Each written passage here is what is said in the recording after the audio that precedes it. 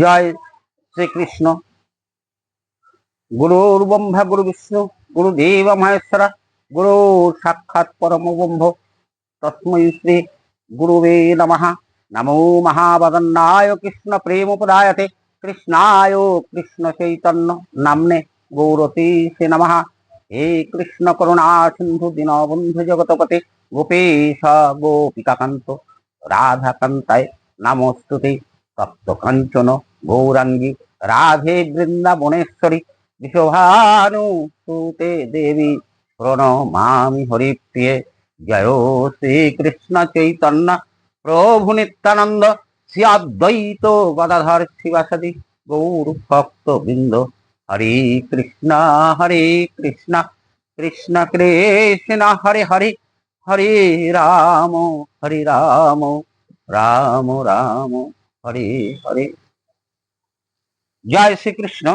আশা করি সকলে কুশলে আছেন ঈশ্বরের ইচ্ছায়। এখন তো আমাদের সবচেয়ে বড় উৎসব সামনে আসতে চলেছে। আমাদের যে 12 মাসে 13 পার্বণ, তার মধ্যে শ্রেষ্ঠ পার্বণ হিসাবে বা উৎসব হিসাবে আমরা যাকে মনে করি সেটা হচ্ছে মা মহামায়া দুর্গা দেবীর আরাধনা। দুর্গা পূজা আসতে চলেছে, সবাই ভালো আছো, আনন্দে আছো? অবশ্যই মা আসছেন বহুদিনের প্রতীক্ষা। এই প্রতীক্ষার অবসান প্রায় হতে চলেছে, কারণ দুর্গা পূজা আগত প্রায়। আমরা ছোটবেলা থেকে জানতাম আমাদের এই মহোৎসব দুর্গা পূজা, এই দুর্গা পূজা 5 দিনের অনুষ্ঠান।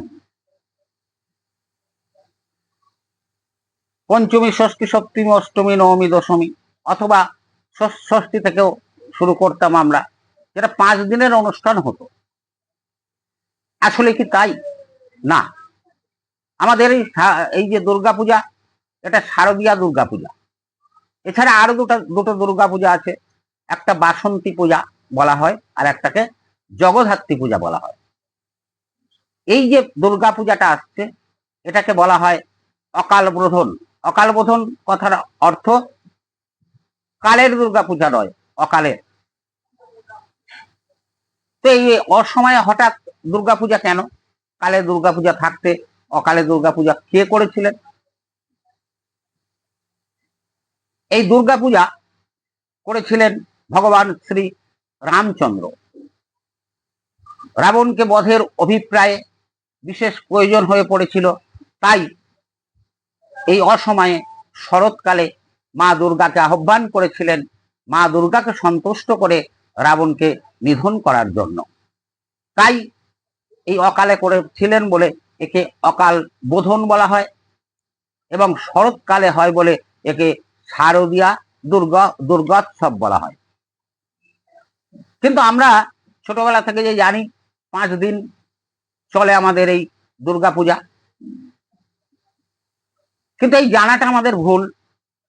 কখন জানতে পারলাম? যখন আমরা আস্তে আস্তে বড় হলাম, ধর্মগ্রন্থাদি দেখতে শিখলাম, তখন আমরা জানলাম না, দুর্গা পূজা 5 দিনের নয়, 10 দিনের। এই আশ্বিন মাসের কৃষ্ণপক্ষের অমাবস্যা পর্যন্ত পিতৃপক্ষ থাকে। এই পিতৃপক্ষর অবসান ঘটিয়ে আসে আমাদের এই দেবীপক্ষ বা মাতৃপক্ষ, যেটা আমরা দুর্গা পূজা হিসাবে ধরি। তাহলে কবে থেকে দুর্গা পূজা শুরু হয় আমাদের? আশ্বিন মাসের শুক্লা প্রতিপদ থেকে শুরু হয় দুর্গা পূজা। তাহলে 10 দিনের দুর্গা পূজা। আমরা ছোটবেলায় জানতাম 5 দিনের দুর্গা পূজা। এই 10 দিনের দুর্গা পূজার মধ্যে একটা বিশেষ ব্রত আমাদের আছে বা আমরা করি। বহু মানুষ আছেন যারা এই ব্রত করেন, যাকে বলা হয় নবরাত্রি ব্রত। এই নবরাত্রি কি? নবরাত্রি হলো, এই বললাম আশ্বিন মাসের শুক্লা প্রতিপদ থেকে শুরু হয় নবমী পর্যন্ত এই নবরাত্রি মানে প্রতিপদ থেকে নবমী 9টা দিন পার্বতী দেবীর 9টা রূপের পূজা হয়ে থাকে, এক এক দিন এক একটি রূপের। এই নবরাত্রির 9টি রূপের নাম প্রদান করেছিলেন ব্রহ্মা। তো প্রতিপদ থেকে দুর্গাপূজা শুরু হয়ে যাবে, এই জন্যই বললাম এসে গেছে দুর্গাপূজা। সকলে নিশ্চয়ই মা আসছেন অপেক্ষায় ছিলেন, সেই অপেক্ষার অবসান ঘটতে চলেছে আগামী অমাবস্যার পরের দিন প্রতিপদ থেকেই। তো এই এই প্রতিপদ তিথি আমাদের শুরু হচ্ছে এবারে যে 1431 সালের 16ই আশ্বিন, ইংরাজি 23 অক্টোবর বৃহস্পতিবার থেকে শুরু হচ্ছে দুর্গাপূজা এবং শুক্লা প্রতিপদ। এই প্রতিপদ থেকেই শুরু হবে নবরাত্রি। নবরাত্রির বললাম পার্বতী দেবীর 9টি রূপ, এক এক দিন এক একটি রূপের পূজা করা হয়। প্রতিবাদ থেকে নবমী পর্যন্ত 9টি রূপের পুজো করা হয়। এই 9টি রূপের পুজোকেই একত্রিতভাবে নবরাত্রি ব্রত বলা হয় বা নব দুর্গা আরাধনা বলা হয়। এই নবরাত্রির 9টি রূপ পার্বতী দেবীর কি কি? প্রতিপাদে আমরা যে মায়ের রূপকে পূজা করি তাকে বলা হয় শৈলীপুত্রী। এই শৈলীপুত্রী বলা হয় যেহেতু হিমালয় শৈলদেবের কন্যা ছিলেন তিনি, তাই তাকে শৈলীপুত্র হিসাবে নামে ডাকা হয়। তারপরের দিন প্রতিপদের পর দ্বিতীয়াতে পুজো করা হয় কার? দেবী ব্রহ্মচারিণী। এও পার্বতীর রূপ, মা পার্বতীরই সব রূপ। তৃতীয়ায় পুজো করা হয় কার? দেবী চন্দ্রঘণ্টা। চতুর্থীতে পূজা করা হয় দেবী কুষ্মান্ডা। পঞ্চমীতে পূজা করা হয় মা স্কন্দমাতা। ষষ্ঠীতে পুজো করা হয় দেবী কাত্যায়নী। সপ্তমীতে পুজো করা হয় দেবী কালরাত্রি। মহাষ্টমীতে পূজা করা হয় দেবী মহাগৌরী। আর অন্তিম দিন নবরাত্রির শেষ দিন নবমীর দিন পূজা করা হয় মা সিদ্ধিদাত্রী। এই যে 9টা নাম বললাম, এই 9টা নাম পার্বতীরই, দেবী পার্বতীরই বিভিন্ন রূপের নাম। এই রূপ বা এই নাম প্রদান করেছিলেন আমাদের ব্রহ্মাজি দেয়া এই নাম। এই নামেই 9 দিন মায়ের যে পূজা করা হয় এটা হচ্ছে আমাদের নবরাত্রি ব্রত বা নবরাত্রি উদযাপন। কিন্তু এই নবরাত্রি আমরা এখন পালন করব এই প্রতিপদ থেকে। এই নবরাত্রি আরো 2বার পালন করা হয়। এইটা আমরা যেটা নবরাত্রি পালন করছি এটা শরৎকালের নবরাত্রি, তাই একে বলা হয় শারদীয়া নবরাত্রি। এছাড়া বাসন্তী পূজা হয়, আপনারা জানেন সবাই, দুর্গা দেবীর পূজা হয়, সেটা বাসন্তী পূজা। এই বাসন্তী পূজাতেও ওই ঠিক প্রতিপদ থেকে 9 দিন নবরাত্রি পালন করা হয়। আর একবার পূজা হয় জগদ্ধাত্রী পূজা, সেটাও ওই প্রতিপদ থেকে 9 দিন নবরাত্রি পালন করা হয়। আমাদের ধারণা থাকা উচিত নবরাত্রি বলতে বেশিরভাগ মানুষ আমরা এই শারদীয়া নবরাত্রিকেই বুঝি এবং এই শরৎকালের এই অকাল বোধনের সময় আমরা নবরাত্রি ব্রত উদযাপন করি। কিন্তু না, আরো 2বার নবরাত্রি ব্রত উদযাপিত হয় এবং সেটাও সমান গুরুত্বপূর্ণ এই নবরাত্রি ব্রতর ক্ষেত্রে। নবরাত্রি ব্রত উদযাপন করলে কি হয়? প্রথমে জানতে হবে নবরাত্রি মানে মায়ের 9টি রূপ। তার ব্রত উদযাপন করতে প্রথম দিন থেকেই প্রতিপদ থেকেই ঘৃতপূর্ণ প্রদীপ, একটা ঘিয়ে ভর্তি প্রদীপ জ্বালাতে হবে। সেই প্রদীপটাকে এমন ভাবে জ্বালাতে হবে প্রদীপটা প্রতিপদের দিন থেকে নবমীর দিন পর্যন্ত একভাবে জ্বলবে। খুব খেয়াল রাখতে হবে এই প্রদীপ যেন কোনো সময় নিভে না যায়। প্রতিপদ থেকে নবমী পর্যন্ত এই ঘৃতপূর্ণ প্রদীপ জ্বললে যিনি জ্বালাবেন, যিনি এই ব্রত উদযাপন করবেন, জানবেন অবশ্যই আপনার সৌভাগ্য লাভ হবে এবং সর্বকর্মে আপনি বিজয় লাভ করবেন। এই পদ্ধতি বহু রাজা মহারাজারা মেনেছেন, বহু ভক্তগণ আজও মেনে চলেন, বহু সাধারণ মানুষ এই নবরাত্রি ব্রত পালন করেন। এর মূল ভিত্তি হচ্ছে ঘিয়ের প্রদীপ প্রতিপদ থেকে নবমী পর্যন্ত জ্বলে থাকবে, জ্বালিয়ে রাখতে হবে দেবীর কাছে, যাতে এই প্রদীপ নিভে না যায় সেটা খুব ভালো করে খেয়াল রাখতে হবে। এটা গুরুত্বপূর্ণ বিষয়।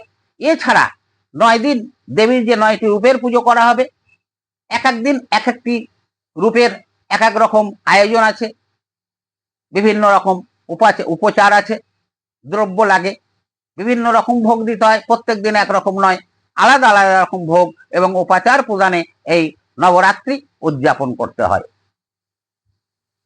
আমাদের জানা আছে, রামায়ণ কথা থেকে আমরা জানি, এই নবরাত্রি উদযাপন শ্রীরামচন্দ্র এই শরৎকালে অকাল বোধন হিসাবে করেছিলেন দেবী দুর্গার পূজা, এবং সেই পূজা যখন রামচন্দ্র করবেন ঠিক করলেন, তখন তিনি একজন ব্রাহ্মণ খোঁজ করছিলেন। কিরকম ব্রাহ্মণ?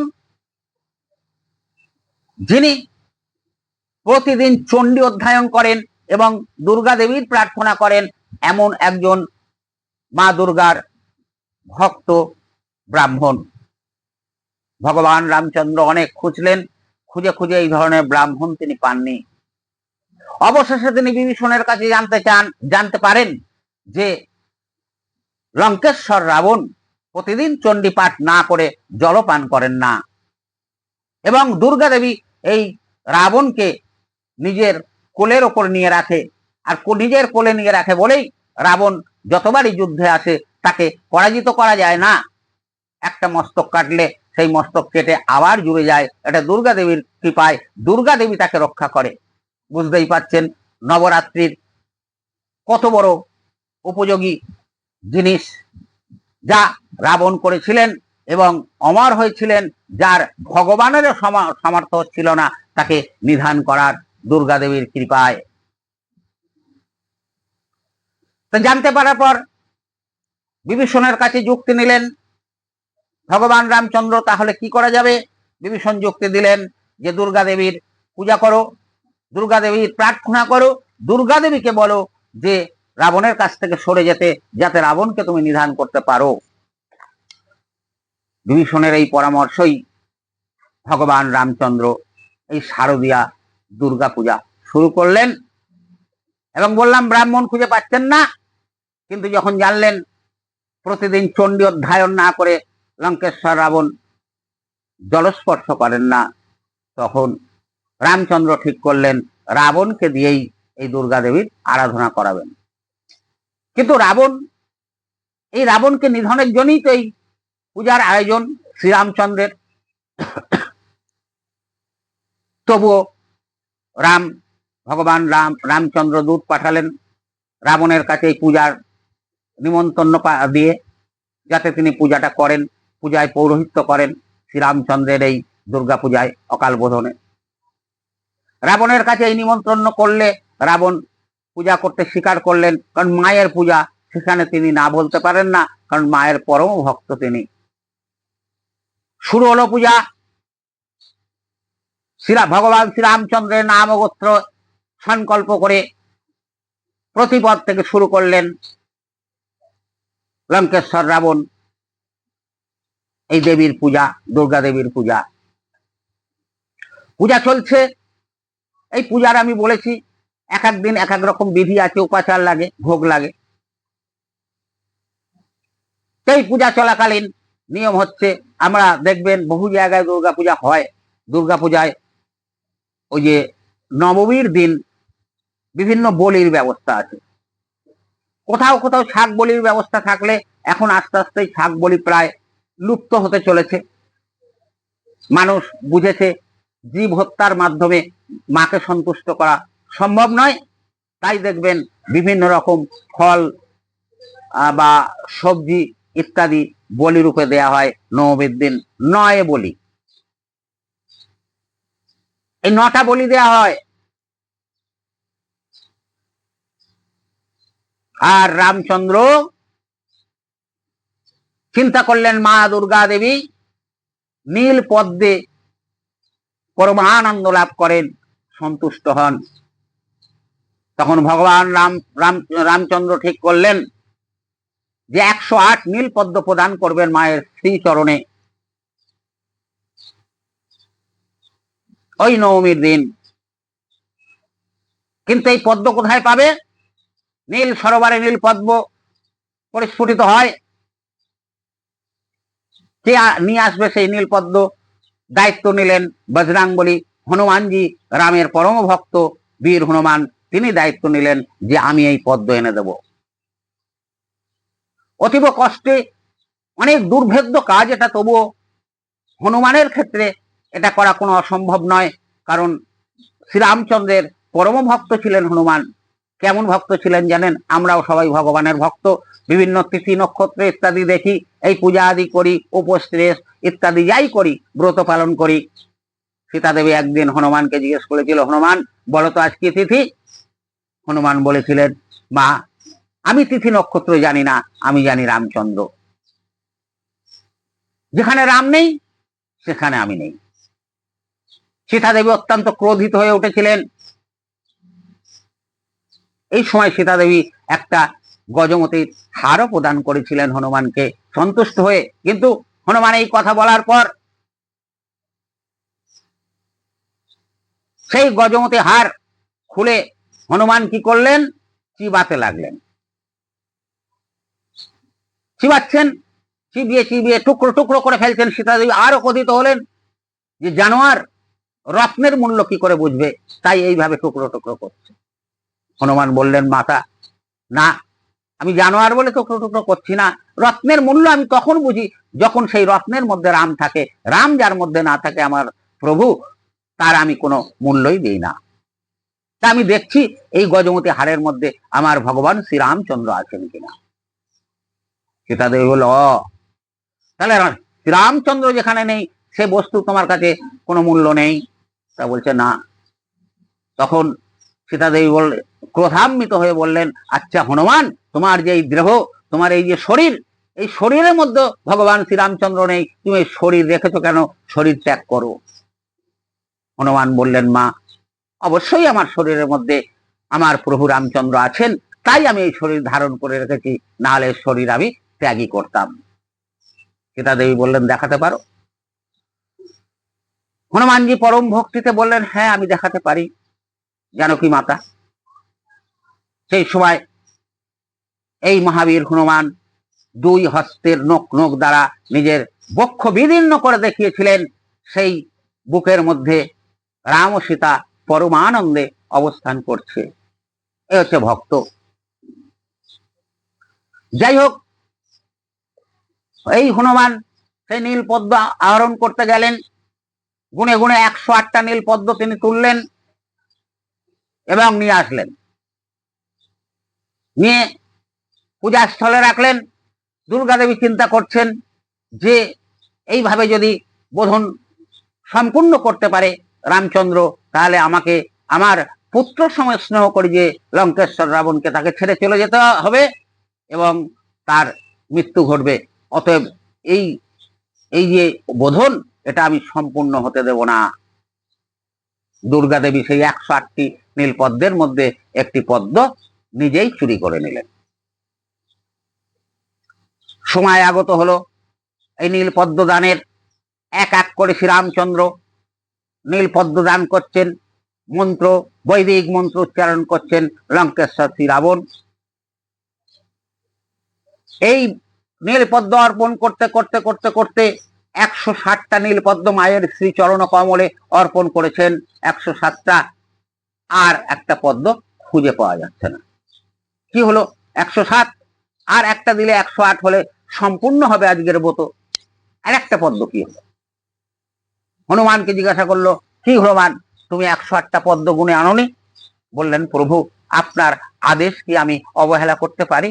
আপনার আদেশ মতো আমি গুনে গুনে 108টা নীল পদ্মই তুলেছি এবং নিয়ে এসেছি। বলছে, তাহলে এখানে 7টা কেন, আর একটা কি হলো?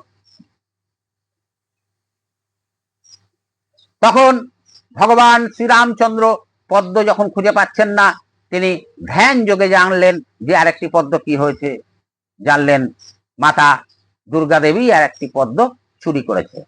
বুঝতে পারলেন ভগবান যে মায়ের সন্তানের প্রতি অত্যাধিক প্রেম বা ভালোবাসা এটা থাকা স্বাভাবিক, প্রত্যেকের মায়েরই প্রত্যেকের সন্তানের উপরে এই ধরনের প্রেম ভালোবাসা থাকে।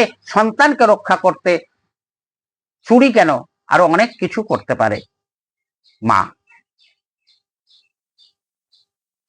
সেই মতো চুরি করেছেন দুর্গা দেবী।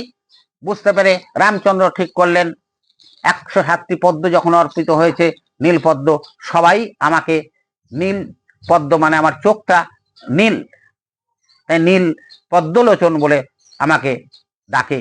আমার চোখটা পদ্মের মতো, তবেই লোকে আমাকে পদ্মলোচন বলে। অতএব আরেকটি পদ্মের যখন অভাব ঘটেছে, আমার একটি চক্ষু উপরে এই মায়ের শ্রীচরণে অর্পণ করব, তাহলেই 108টি সম্পূর্ণ হবে। তিনি তখন ধনক তুললেন, তাতে তীর যোজনা করলেন চোখের দিকে। একটা চোখ তিনি তুলে ফেলবেন, ফেলে মায়ের শ্রীচরণে অর্পণ করে 108টি নীল পদ্ম সম্পূর্ণ করবেন। তখন মা মহামায়া দুর্গা দেবী দেখলেন একই স্বয়ং ভগবান নিজের চক্ষু উপরে আমার শ্রীচরণে দেবে, এ তো আমার মহা অপরাধ হবে। তখন বুঝলেন যে শ্রীরামচন্দ্রেরও ভক্তি অগাধ আমার প্রতি, না হলে নিজের অঙ্গ হানি করে আমার চরণে অর্পণ করার জন্য উদ্যত হতো না। দুর্গা দেবী এসে রামচন্দ্রের হাত ধরলেন এবং বললেন, রামচন্দ্র, এ কাজ তোমায় করতে হবে না, নিজের চক্ষু উৎপাদন করো না। যে একটা পদ্ম আমি চুরি করেছিলাম, এই নাও, এটা তোমাকে অর্পণ করলাম। দুর্গা দেবী সেই পদ্ম ফেরত দিলেন রামচন্দ্রকে, এবং রামচন্দ্র সেই পদ্ম নিয়ে মায়ের শ্রীচরণে অর্পণ করলেন। 108 পদ্ম অর্পিত হলো, সম্পূর্ণ হলো এই অকাল বোধন মা দুর্গা দেবীর নবরাত্রি পূজা। এই নবদুর্গা 9টি দুর্গা, 9টি রূপ, তাই নবদুর্গা বলা হয়। আর নবরাত্রিতে 9টি দুর্গার রূপের পুজো করা হয়। এতেই সমাপ্তি হয়, এই নবরাত্রি পূজার পরই সমাপ্তি হয় এই দুর্গোৎসব বা মা দুর্গা দেবীর পূজা। পরের দিন দশমীতে কি করা হয়, চোখের জলে, অনেক দুঃখে, অনেক বেদনা সহিত আমাদের মাকে বিসর্জন দিতে হয়, কৈলাসে ফিরে যাওয়ার জন্য তাকে আজ্ঞা দিতে হয়। তারপরে মা আস্তে আস্তে আমাদের এই পৃথিবী ছেড়ে নিজালয়ে গমন করেন। আবার আমরা আশায় থাকি, আবার আসছে বছর, আগামী বছর মা আবার এই প্রতিপদে আমাদের এই পৃথিবীতে গমন করবেন, আমাদের আশীর্বাদ করে ধন্য করতে, এবং আমরা তখন পরম আনন্দ লাভ করব। সেই আশায় একটা বছর দিন গুনি। কি উৎসব আমাদের বলুন, একটা বছর আমরা অপেক্ষায় থাকি, মা আসবেন, মা আসবেন, মা আসবেন। সেই সময় হয়ে গেছে, মা আসার প্রতিবারেই মা চলে আসবেন। সবাই মায়ের নামে জয়ধ্বনি করুন, মায়ের নাম করতে থাকুন। দুর্গা নামে, একবার দুর্গা নামে যত পাপ করে, জীবের সাধ্য কি তত পাপ করে। একবার দুর্গা নাম করলে এত পুণ্য সঞ্চয় হয়, জীব যত পাপ করেছে, যত কলুষ সব নষ্ট হয়ে যায়। আর জীব এত পাপ কর্ম করতেই পারে না, যত পাপ কর্ম নষ্ট হয় একবার দুর্গা নামে। চন্ডে মুন্ডে বধে দেবী, রক্ত বীজ বিনাশিনী, নে শম্ভ শম্ভ হতনে দেবী, দশভুজা, জয় দুর্গা ওই নমো নমঃ। আপনারা সবাই ভালো থাকবেন। আমাদের এই চ্যানেলটা যদি ভালো লাগে, এই ধরনের শাস্ত্রীয় কথা শুনতে ভালো লাগলে চ্যানেলটাকে সাবস্ক্রাইব করবেন, বেল বাটন ক্লিক করে অল করে রাখবেন, শেয়ার করবেন, লাইক করবেন, আমাদের সঙ্গে থাকবেন। পরপর এই ধরনের ভাগবত কথা বা শাস্ত্রীয় কথা আপনারা শুনতে পাবেন। আমরাও বলবো, বলার মধ্যে ত্রুটি বিচ্যুতি থাকতে পারে, ত্রুটি বিচ্যুতি থাকবে, এই জন্যে আমরা সবাই ত্রুটিপূর্ণ, আমরা সম্পূর্ণ শুদ্ধ নই, সম্পূর্ণ শুদ্ধ হচ্ছেন পরমাত্মা ভগবান শ্রীকৃষ্ণ। তাই ত্রুটি বিচ্যুতি হলে অধম জনকে নিজের জন মনে করে আমাকে ক্ষমা করে দেবেন। আর এই শাস্ত্রীয় কথা শুনে যদি একটুও মনের মধ্যে আনন্দের উদয় হয় এবং দেবীর প্রতি ভক্তি উৎপাদন হয়, জানবেন এটা মহামায়া দুর্গা দেবীর আশীর্বাদ। জয় শ্রীকৃষ্ণ।